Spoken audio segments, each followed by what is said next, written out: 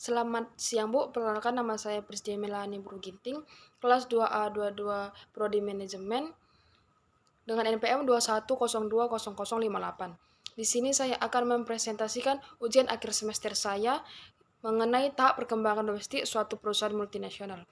Sebelum kita mengetahui tahap perkembangannya, kita lebih baik mengenal pengertian dari perusahaan multinasional tersebut. Perusahaan multinasional merupakan perusahaan yang mengembangkan diri di pasar internasional dengan mencoba hadir di berbagai kota penting di hampir seluruh penjuru dunia. Secara umum, perusahaan ini dikembangkan dengan status perserian terbatas atau PT berbagai negara. Perusahaan multinasional adalah perusahaan yang memiliki operasi bisnis di lebih dari satu negara. Perusahaan multinasional sering sekali memiliki manfaat ekonomi yang besar, seperti akses sumber daya yang lebih murah, atau ke pasar yang lebih besar, meningkatkan efisiensi operasional dan menurunkan biaya produksi. Multinasional juga dapat membawa teknologi baru, keahlian, dan praktik bisnis yang lebih baik ke negara lain. Selanjutnya saya akan menjelaskan mengenai tahap perkembangan domestik suatu perusahaan multinasional, di mana tahapan umum pertama di perkembangan domestik suatu perusahaan nasional adalah ada tahap internasional. Perusahaan mulai melakukan ekspor barang atau jasa ke pasar internasional. Pada tahap internasional ini, perusahaan umumnya masih fokus pada pasar domestik dan belum memiliki operasi yang signifikan di luar negeri. Yang kedua ada tahap multinasional. Perusahaan telah membuka cabang atau nama perusahaan di berbagai negara di luar negeri. Operasi ini mungkin dijalankan secara independen dari kantor pusat, dan perusahaan biasanya mengadopsi strategi pengelolaan multinasional yang memungkinkan untuk memenuhi persyaratan lokal. Yang ketiga ada tahap global.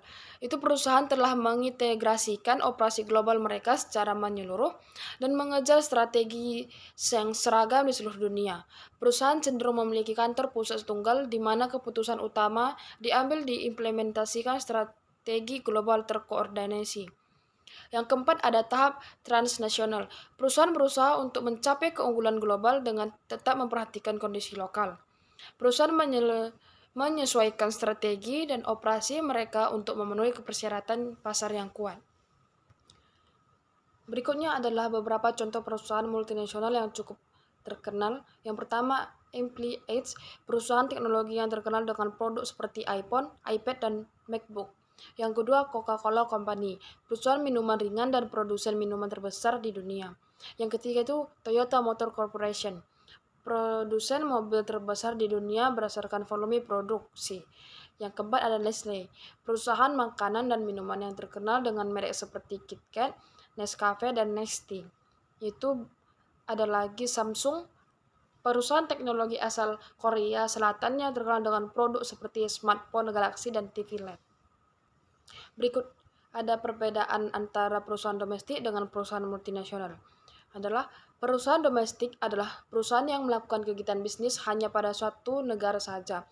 Sedangkan perusahaan multinasional merupakan perusahaan yang melakukan kegiatan bisnis secara internasional di banyak negara dan memiliki banyak anak perusahaan yang terdapat di lebih dari satu negara. Contoh studi kasus yang saya ambil itu ada Coca-Cola. Perusahaan Coca-Cola merupakan salah satu perusahaan multinasional yang sukses dengan cabang-cabang mendekati 200 negara dan lebih kurang 80% lebih pendapatnya datang dari bisnis luar negeri Amerika. Coca-Cola diterima sebagai perusahaan global. Bagaimanapun, Coca-Cola cenderung menggambarkan dirinya sebagai perusahaan multilokal, seperti yang terjadi pada kantor pusat di Atlanta. Tetapi kantor pusatnya dapat berada di mana-mana yang menghadirkan image Coca-Cola dengan wajah lokal di setiap negara tempat mereka berbisnis. Sebanyak mungkin Coca-Cola menjalin hubungan antara staf operasionalnya dengan staf lokal. Menurut seorang eksekutif senior, kami mencoba membatasi jumlah dari ekspatriat di sebuah wilayah karena umumnya orang lokal mempunyai persiapan yang lebih baik untuk melakukan bisnis di tempat lokasi mereka sendiri.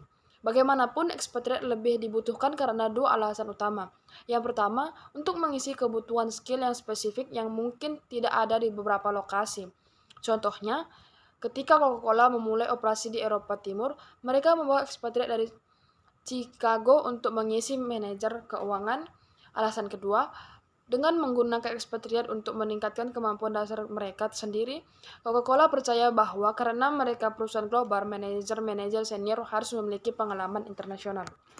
Dapat saya simpulkan, kesimpulan dari studi kasus yang saya paparkan tadi, kebijakan staff waste-centris menempatkan orang pada pekerjaan yang tepat di organisasi tanpa melibatkan kebangsaan.